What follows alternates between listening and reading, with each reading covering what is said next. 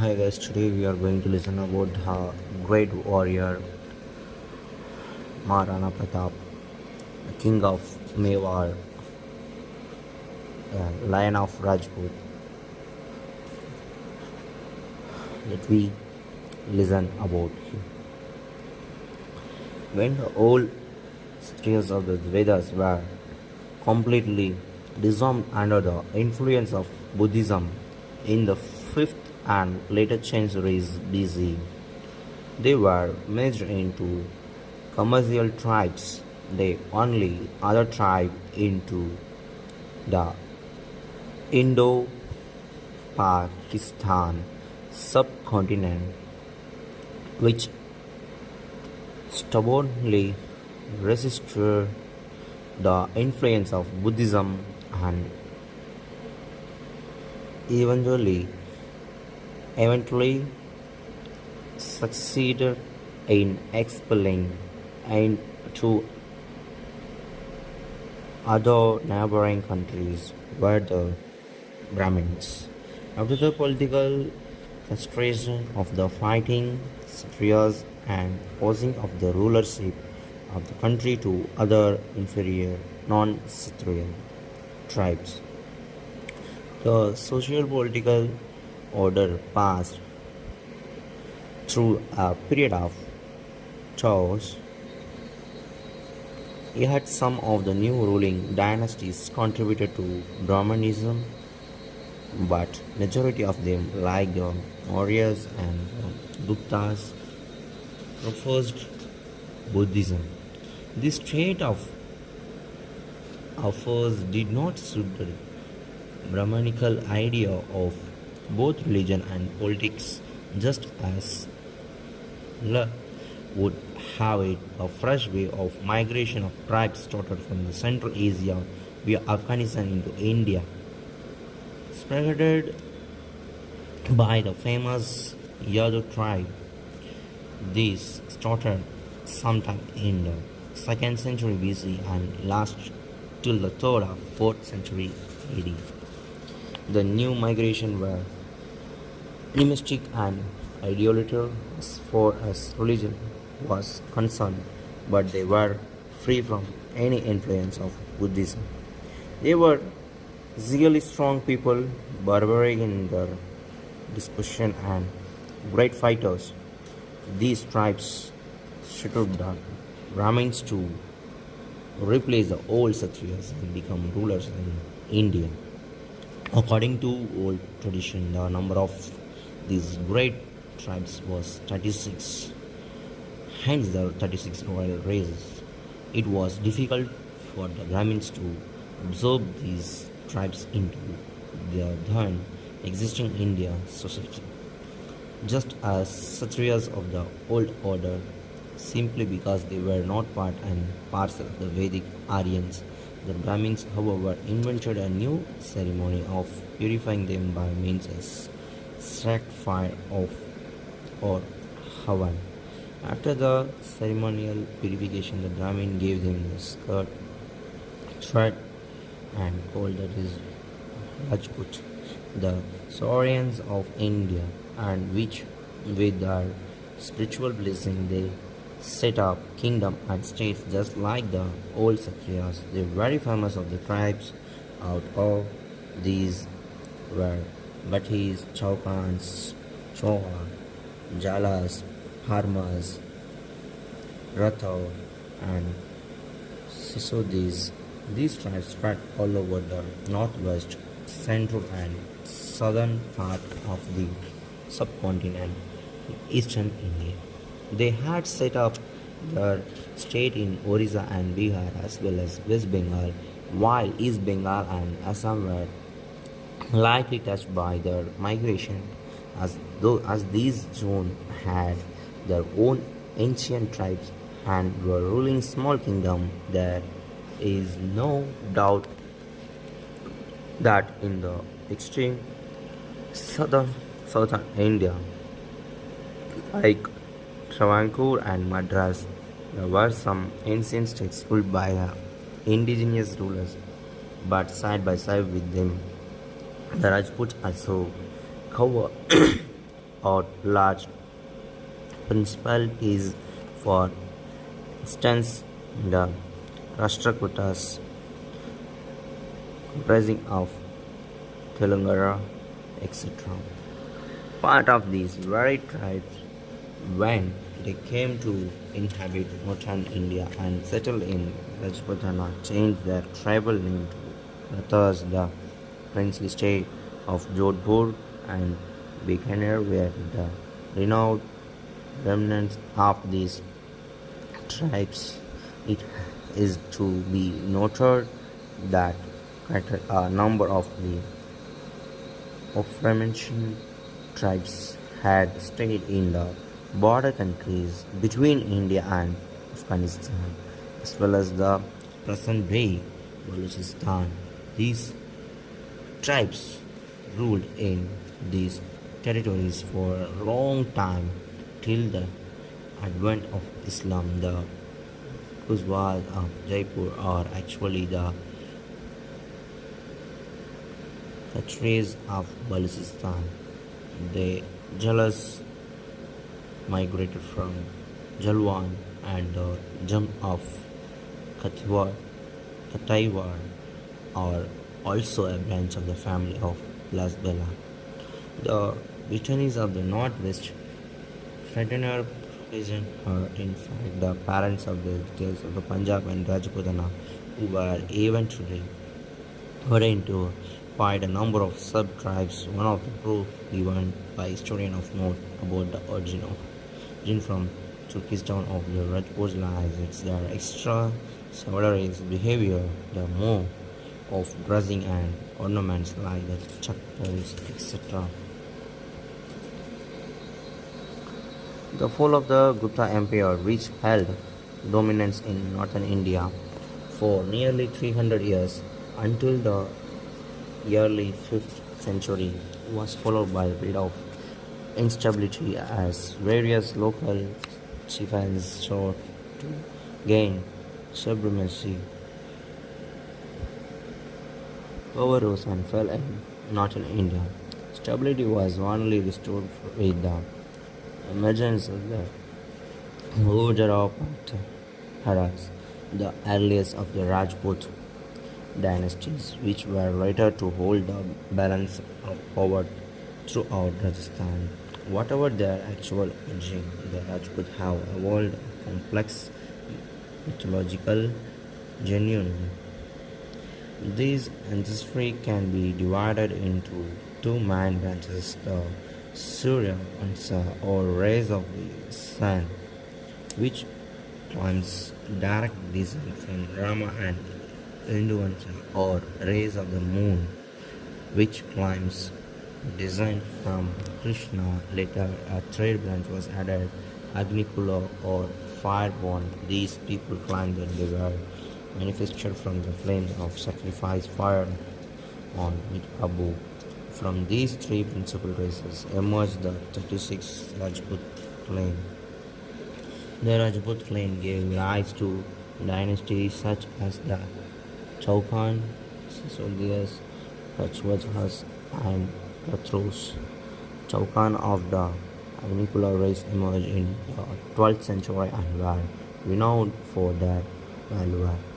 Their territories included the Sabadals, a kingdom which encompassed a vast area including present-day Jaipur, Ratnapur, and part of Mewar, the western portion of Bundi district, Ajmer, Kishangar, and even at one Delhi. Branches of the Chauhan also ruled territories known as Ananta and Sabta Satabur. The Sisodas of the Sriam Sarai is originally from Gujarat, migrated to Rajasthan in the mid-7th century and region or Mewar, which encompassed Jaipur and Chitragarh.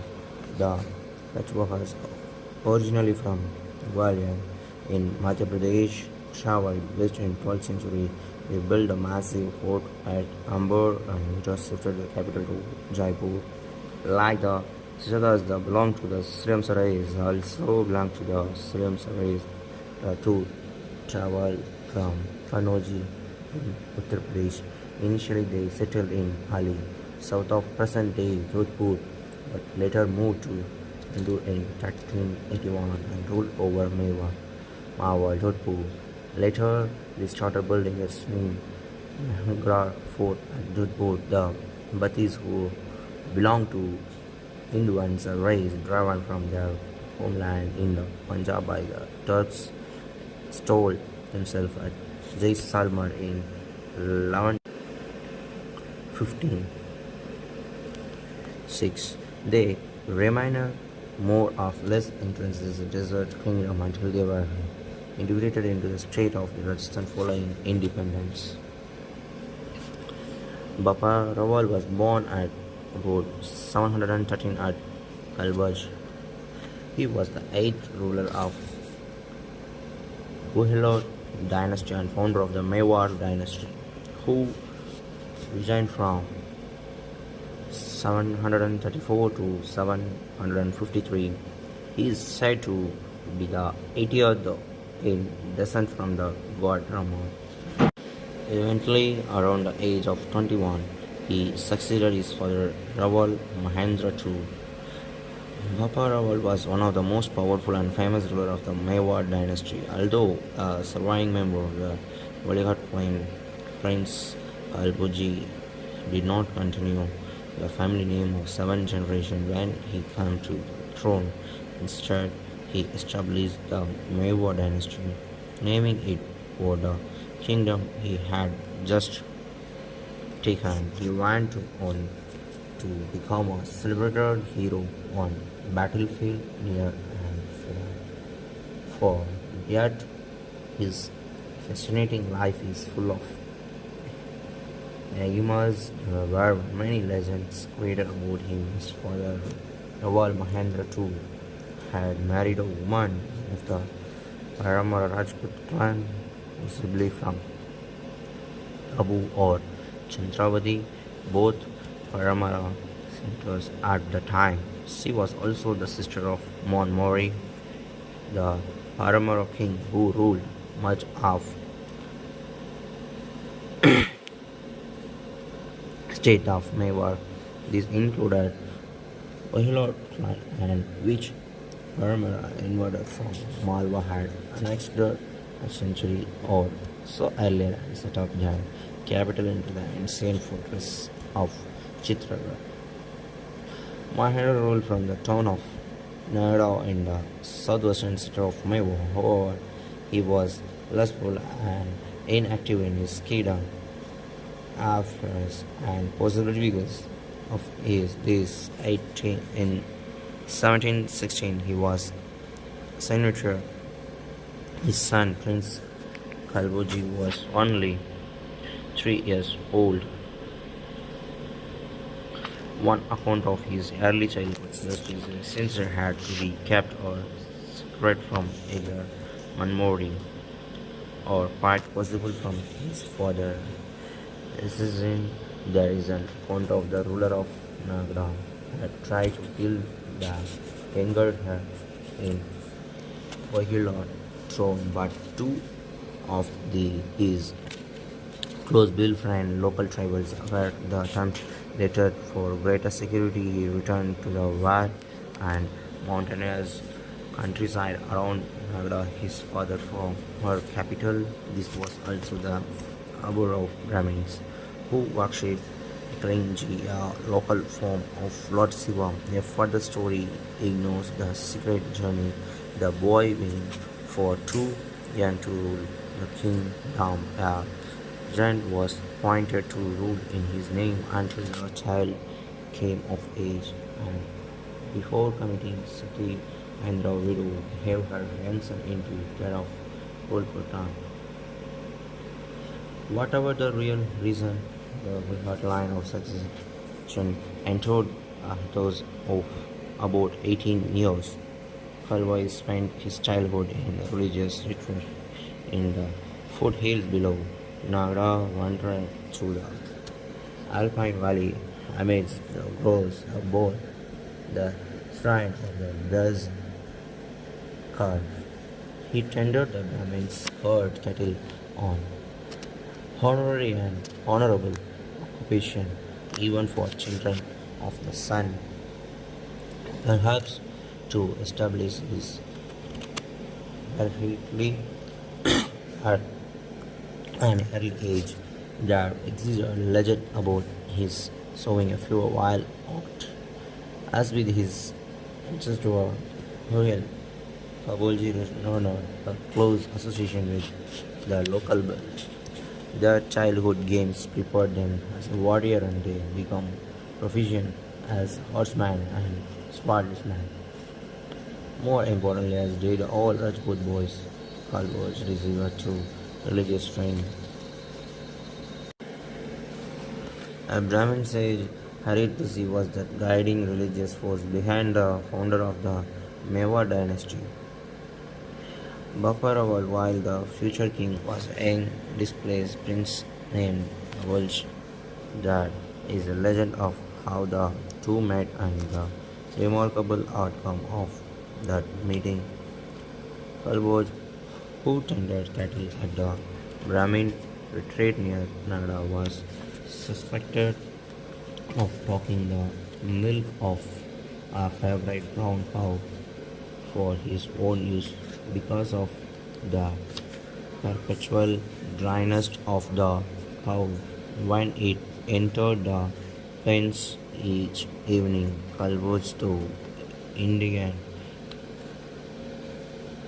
indignant and that accusation admit the Brahmin priest had every reason to suspect him in an effort to exonerate himself.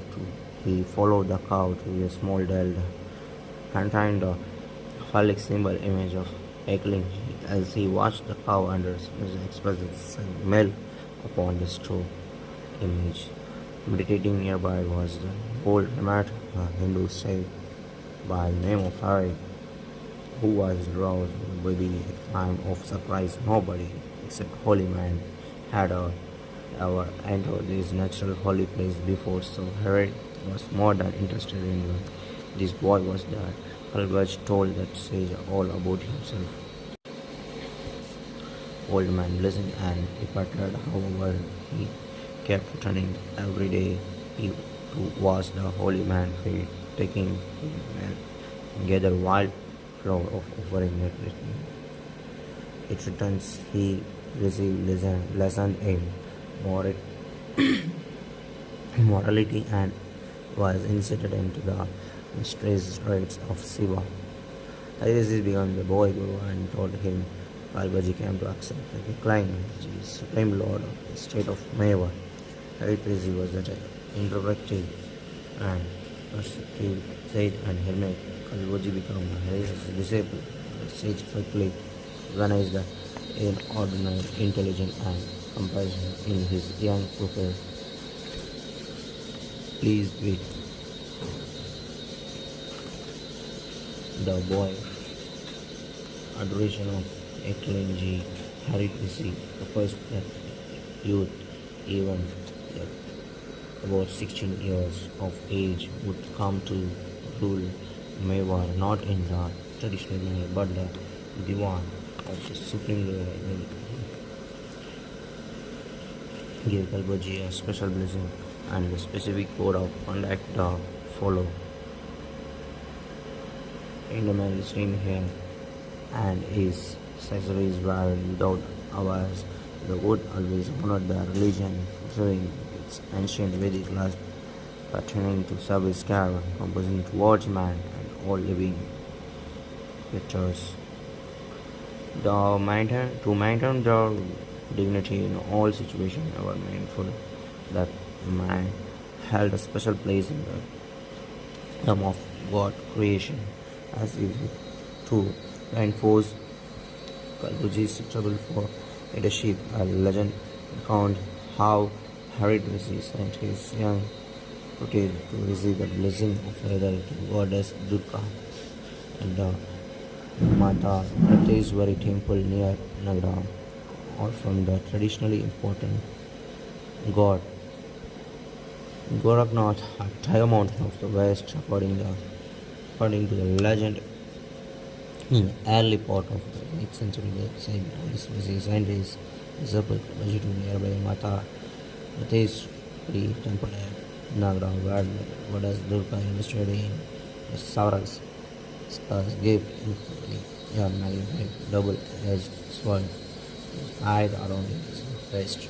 As with any legend, when it is often told in this instant of birth or wondered detail improvement details to change the legend of Boppa cure.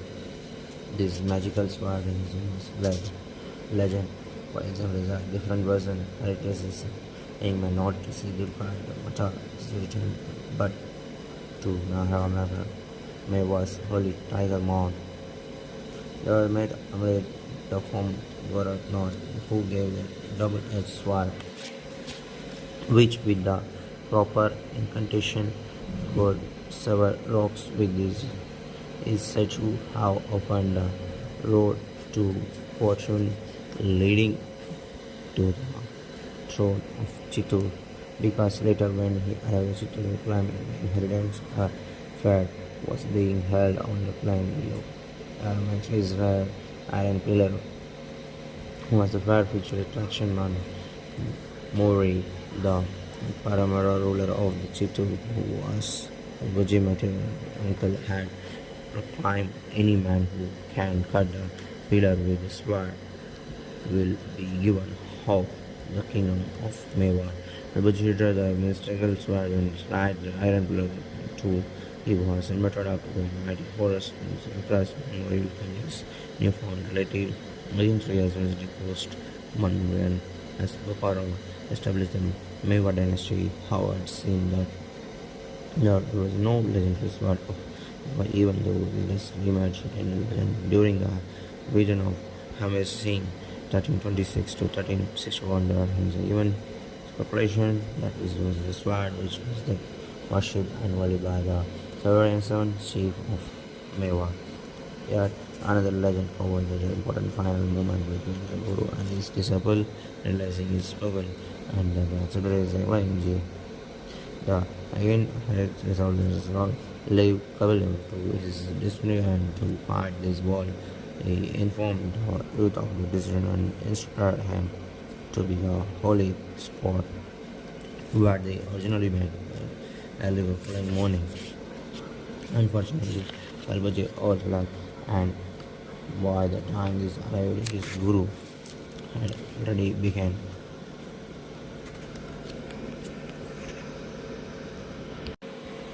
This is Indian is heavenly vehicle owned by series of selected messenger headed first made out and listening to so final blessing is immortally upon the boy told by the coach to receive it.